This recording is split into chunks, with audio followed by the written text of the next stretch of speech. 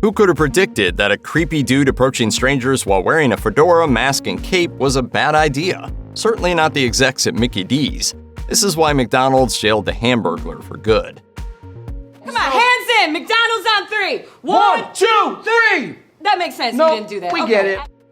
For some viewers, watching old McDonald's commercials from the 70s might evoke wistful feelings of childhood nostalgia. For everyone else, they're nightmare fuel, and/or perfectly emblematic of how much the world and its perception of characters like the Hamburglar have changed. As CNN Money eventually quoted former McDonald's CEO Jim Cantalupo decades later in 2003 during the company's attempt to pivot towards a more mature image, quote, "The world has changed. We have to change too." Well, before he was briefly renamed the Lone Jogger in the mid-1970s, a dead giveaway regarding the Hamburglar's Lone Ranger inspiration, including his mask and cape, the Hamburglar appeared in ads with his old-timey black and white striped prisoner garb, sweeping into frame to tote away McDonald's hamburgers like a swashbuckling ne'er-do-well. Such early ads featured kids hanging out at restaurant-like set pieces in a fantasy world called McDonaldland. The Hamburglar, along with other characters like the now-defunct Captain Crook, were developed as part and parcel of an entire massive ad campaign meant to target kids and draw them into McDonaldland's deep-fried real-world analog. In the 70s, these restaurants came equipped with slides, brightly colored kids' tables, kiddie rides, etc. Such play places have dwindled, but still exist. The Hamburglar was just another character meant to fill out the retinue, like Disney mascots at theme parks. The last fry! Playa for it. In a way, the Hamburglar's most famous era presaged his demise, as it highlights a time when McDonald's pushed harder into the kid-friendly image before kicking it come the early 2000s. This famous robble Hamburglar era, the 80s and 90s, featured the revised, pudgy-faced, red-gloved version of the Hamburglar.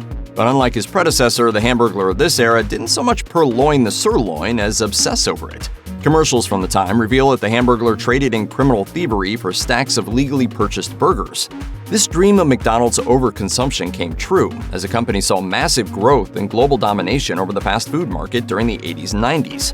The chain was arguably at its peak during this time, outstripping Burger King, Wendy's, and other competitors to the point where it was commonly said that a new McDonald's opened every 5 hours worldwide. McDonald's diversified its menu to appeal to both adults and kids by introducing fish sandwiches, chicken McNuggets, a greater variety of breakfast items, and so forth. But even though McDonald's aimed its sights at all ages, families with kids were the prime target.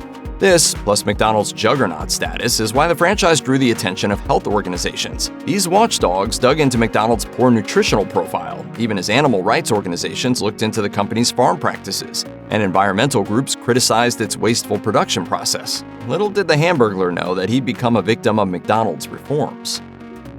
There are people young enough to not realize that the familiar "ba-da-ba-ba-da, I'm lovin' it" jingle grew out of McDonald's Hamburglar-killing early 2000s reforms. They also might not realize that Justin Timberlake sang the full version of the I'm Lovin' It track that got converted into the jingle. Those reforms came on the heels of a major plummet in McDonald's stock in 2002, as the CNN Money report shows. The following year, McDonald's announced its grand plan to glow up its products and services, a la the aforementioned "the world has changed" quote. In fact, McDonald's might have smelled the salad coming, because the preceding years saw them buy out and/or partner up with burgeoning food brands like Chipotle, Boston Market, and largely UK-based Pret-a-Manger, though McDonald's let all of those go by 2008. In 2004, the year after the new Timberlake jingle, one of the most monolithically successful food-related documentaries of all time hit theaters, Super Size Me.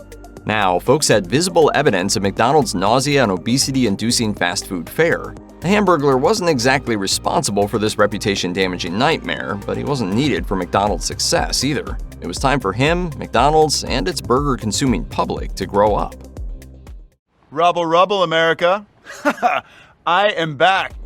McDonald's quietly stowed the Hamburglar and its other characters in the early 2000s in an attempt to keep up with evolving consumer trends, and increased public awareness related to nutrition, and a general desire for more upscale food options. McDonald's never said, "Hey, we're breaking up with the Hamburglar." They just stopped doing so.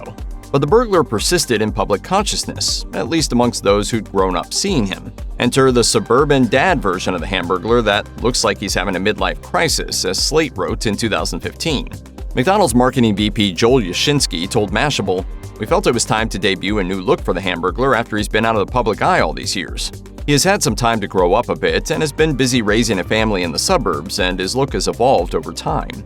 Hence the new aesthetic. Some outlets seem to be all about the new look, while also acknowledging that the character didn't really fit with anything related to McDonald's or fast food.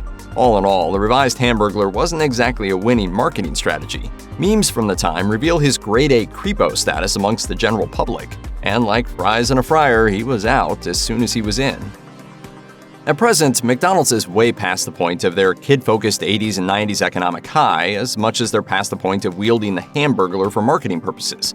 The burglar is a legacy character at this point. He'll never be completely abandoned. He even appeared in a few ads in 2024. But he's kind of like that one jar of pickles you don't eat, don't need, but occasionally remember took up residence in the back of your fridge. In 2017, food industry analyst Andrew Alvarez told World Finance, "The country may not be getting healthier here in the US, but people are clearly more educated and aware of what they're putting in their mouths for the first time in a long time. They are not interested in super salty foods anymore in the same way that they were back in the 1980s and 1990s.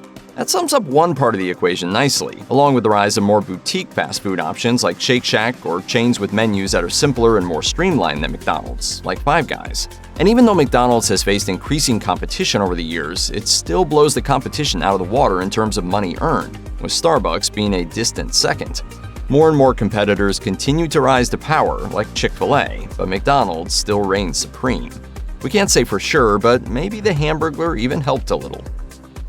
Don't take burgers, robble.